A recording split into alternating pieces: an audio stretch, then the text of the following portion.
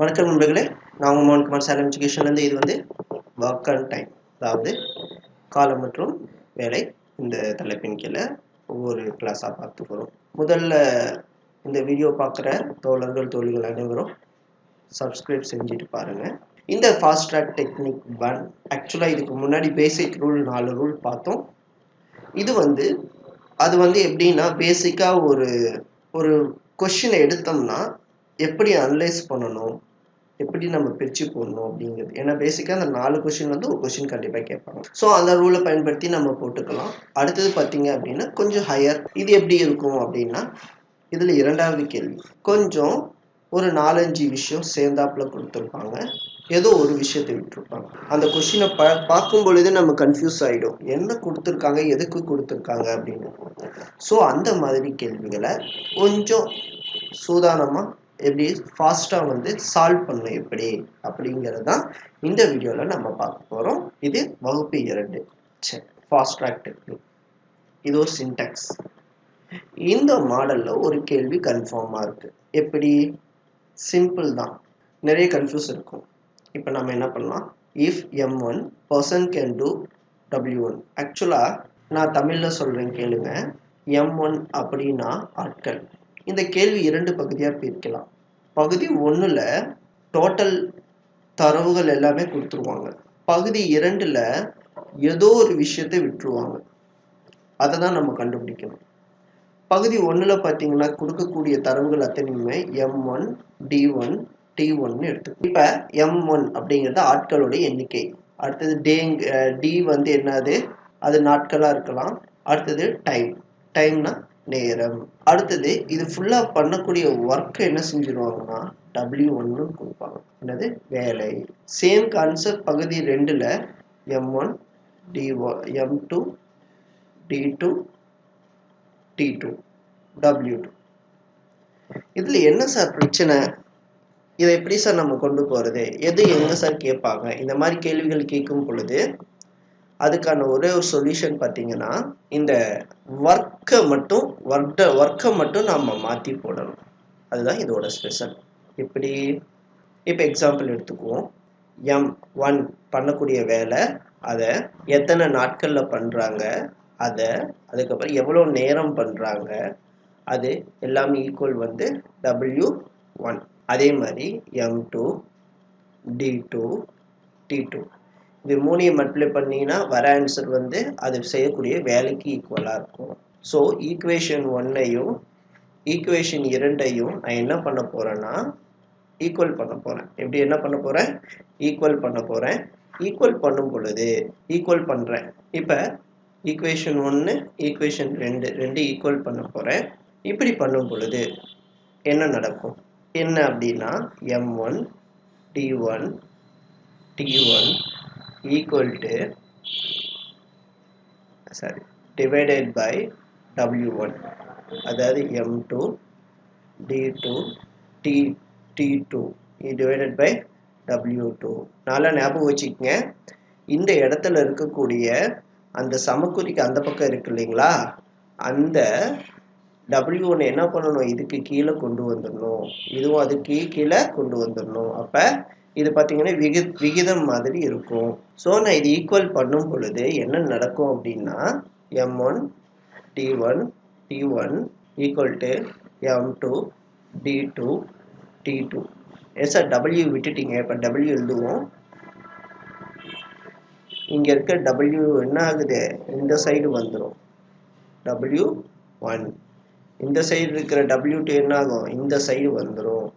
என்ன இந்த பக்கம் டிவிஷன், இந்த சைடு வந்ததுன்னா உங்களுக்கு மல்டிப்ளிகேஷன். இதுதான் இந்த ஃபார்முலா. ஸோ எந்தெந்த விஷயத்தெல்லாம் ஒரே சைடு போடணும், ஆட்கள், நாட்கள், நேரம் 3ஐயும் ஒரு சைடும், ஆட்கள், நாட்கள், நேரம் மட்டும்தான், அதாவது முதல் பகுதியோட ஆட்கள், நாட்கள், நேரத்தை ஒரு சைடும், 2வது பகுதியோட வேலையை வந்து எங்கே போடணும், லெஃப்ட் ஹேண்ட் சைட் போட்டுக்கணும். புரியுதுங்களா? உங்களுக்கு நல்லா புரியும்னு நினைக்கிறேன். இப்படி தான் அந்த ஃபார்முலா வந்தது. தெரியாமல் கன்ஃபியூஸ் ஆகிக்கூடாதுங்கிறதுனால தான் இது கொடுத்துருக்கேன். எக்ஸாம்பிள் 5 பார்க்கலாங்களா? சரி, நான் அந்த ஃபாஸ்ட் ட்ராக் டெக்னிக் இந்த சின்டெக்ஸில் எப்படி பயன்படுத்துவது? இப்போ எக்ஸாம்பிள் 5 பொறுத்த வரைக்கும் 10 பேர் வேலை செய்கிறாங்க, மொத்தம் 20 டாய்ஸை தயாரிக்கிறாங்க. அப்போ ஆட்கள்ங்கிறது எம், சரிங்களா? எப்போவுமே இந்த மாதிரி கேள்விகளை இரண்டாக பிரியுங்க. முதல் பகுதி, இரண்டாம் பகுதி. முதல் பகுதி M1, டாய்ங்கிறது வேலை, ஸோ W1, டிங்கிறது D1 டே. அடுத்தது பார்த்தீங்கன்னா இது என்னது உங்களுக்கு டைம். ஸோ இந்த மாதிரி ரொம்ப லென்த்தியாக கொடுக்குற மாதிரி இருக்கும், ஆனால் இந்த மாதிரி கொஷின்ஸை ஈஸியாக சால்வ் பண்ணிடலாம்.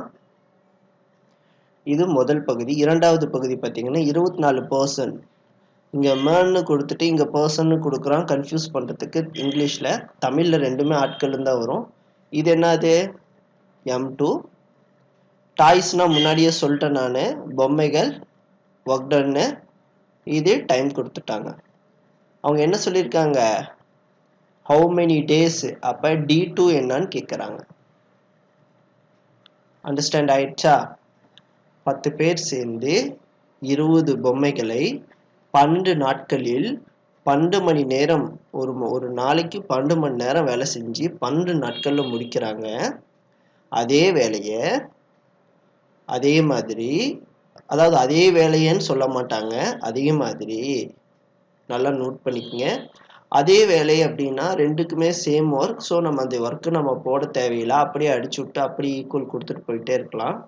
பட் இங்கே அதே வேலையே அப்படின்னு கொடுக்காம என்ன செஞ்சிட்டாங்க, 24 பேர், அதாவது ஆட்கள் 32 பொம்மைகளை 16 மணி நேரம் பர் டே, அதாவது ஒரு நாளைக்கு 16 மணி நேரம் வேலை செஞ்சாங்கன்னா எத்தனை நாளில் கம்ப்ளீட் பண்ணுவாங்க? இது வரைக்கும் பார்த்தீங்கன்னா சேம் ஒர்க் டிஃப்ரெண்ட் பர்சன் பார்த்துட்டு இருந்தோம். முதல் 4 பகுதியில் same work different person. But இங்கே என்ன பண்ணியிருக்கோம், ஒர்க்கு டிஃப்ரெண்ட்டு, இவங்க டிஃப்ரெண்ட்டு, எல்லாமே டிஃப்ரெண்ட். ஆனால் ரெண்டையும் கம்பேர் பண்ணணும். ஆல்ரெடி உங்களுக்கு நான் கொடுத்துட்டேன் ஸ்டெப் பை ஸ்டெப்னு. M1 நம்ம ஆல்ரெடி பேசியாச்சு. எவ்வளோ M1 10, D1 இது 1, D1 12, T1 12. நான் சொன்னேன் W2 எது சொன்னேன், இரண்டாவது பகுதியோட ஒர்க்கை எடுத்துக்கணும், 32. நல்லா ஞாபகம் வச்சுக்கிங்க. அடுத்தது M2. M2ங்கிறது என்னது உங்களுக்கு 24 பேர்.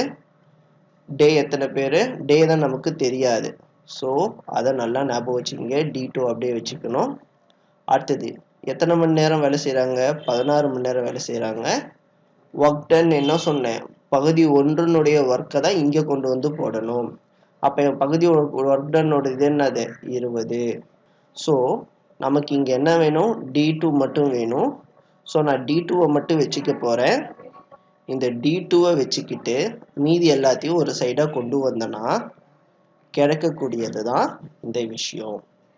10, 12, 12, 32 டிவைடட் பை 24, 16, 20. ஸோ நம்ம இதை அடித்தோம்னா என்ன ஆன்சர் வரும், ஒரு 12 12, 2 12 24, ஒரு 16 16, 2 16, 32. இந்த ரெண்டு கேன்சல் ஆகிடும். இந்த இதுவும் 10, இது எத்தனை 2 தடவை அடங்கும். இதை அடித்தா 6 தடவை. அப்போ டே 2 என்ன, அப்போ 6 நாட்களில் என்ன பண்ணும், இந்த ஒர்க்கை முடியும். ஆன்சர் என்ன, 6 days. நல்லா ஞாபகம் வச்சுக்கிங்க. இந்த மாதிரி ஆட்கள், நாட்கள், நேரம், வேலை ஒன்றுக்கொன்று சம்மந்தம் இல்லாமல் இருக்கும். எப்போவுமே இந்த மாதிரி கேள்விகளை 2 பகுதியாக பிரிச்சுக்கிட்டு, இந்த வேலையும் மாறும், அந்த வேலையும் மாறும், எல்லாமே மாறும். ஏன்னா ஒரே ஒரு விஷயத்தை விட்டுருவாங்க. ஸோ அதை பேஸ் பண்ணி நம்ம, ஏன்னா இங்கே என்ன பண்ணலை, யாரும் ஒன்றை விட ஒன்று பெட்டர்னு அவங்க சொல்லவே கிடையாது. சொல்லுவாங்க, அது அடுத்தடுத்த டெக்னிக்கில் சொல்லுவாங்க. பட் இந்த டைம் பார்த்தீங்கன்னா ஒன்றை விட ஒன்று பெட்டர்னு அவங்க சொல்லலை. ஸோ நம்ம கண்ணை மூடிட்டு என்ன செஞ்சிடணும், அப்படியே கம்பேர் பண்ணிவிட்டு ஆன்சர் கொண்டு வந்துடணும். இது நல்லா புரிஞ்சிருக்கும்னு நான் நம்புகிறேன். அடுத்த வீடியோ டெக்னிக் 2ஓடு நான் சந்திப்போம். நன்றி, வணக்கம். இந்த வீடியோ பார்க்குற தோழர்கள் ஒரு லைக் பண்ணுங்கள், கமெண்ட்ஸ் பண்ணுங்கள், ஃப்ரெண்ட்ஸ்க்கு ஷேர் பண்ணுங்கள். நன்றி, வணக்கம்.